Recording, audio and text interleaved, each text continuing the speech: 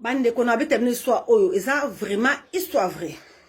Moi ce moment no linga poto ma kasi ye poto na ye ezaki ka Canada pour na Canada ezaki paradis. Akena ambassade à Canada qui coûte sa visa 3 fois mon ba pimé les visa. Abiye fa ki ne ka Canada wana na façon na so ki ne ka Canada ake ko lukanganga. Nganga tuniye ozana mwana o nazana mwana te. Ozana mobali opesa mobali pe azata zeki pe na mobali te. Nganga bibo onkende luka mutu atsa ozemi soko mi prête à kobota e bongo ya. Moi so na pa kei a luki chéri na e atie pe zemi. Allah zemi e bandoko la a changé commune. Ala taka gen po ba e ba hete. Tant comme mi prête à obota ke supa ngango. Nganga mi bon to zela na 0R. Na 0R ko ki ba kei na fleuve. Ba comme na fleuve boye nganga sali ben cartation na e limama ya bimi ba botisi mo na mwasi wana. Ali base maman amoura mystique na mo nga bipé. Ali moi ça n'a pas bimi na ina ependa ku men vite. Après 3 jours à quelle ambassade à Canada ko type visa na e.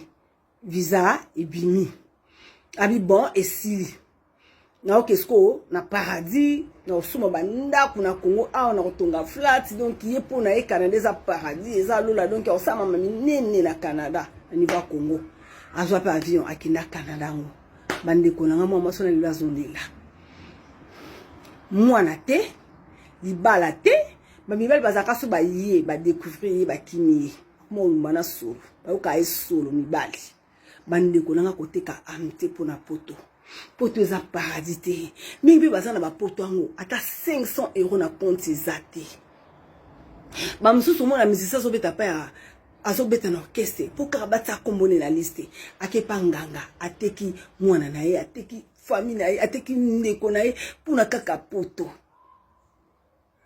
Na poto oya awa bakabaka mbongo te nzeta mbongo ezaka nango ate bato mosusu balukaka 4h du matin na se ya glace aoke sala bagenu na biso kuma pasi likolo na ka poto oyo poto eza paradis te bandeko na nga boanvi ya bato te moto mosusu bokotisi na ye visa nzela moko ya ye bapesi yebi place akende te basukola ye mpo yazwa visa aoya mpe na poto awa eloko eza te mpo atiki nyonso na Congo.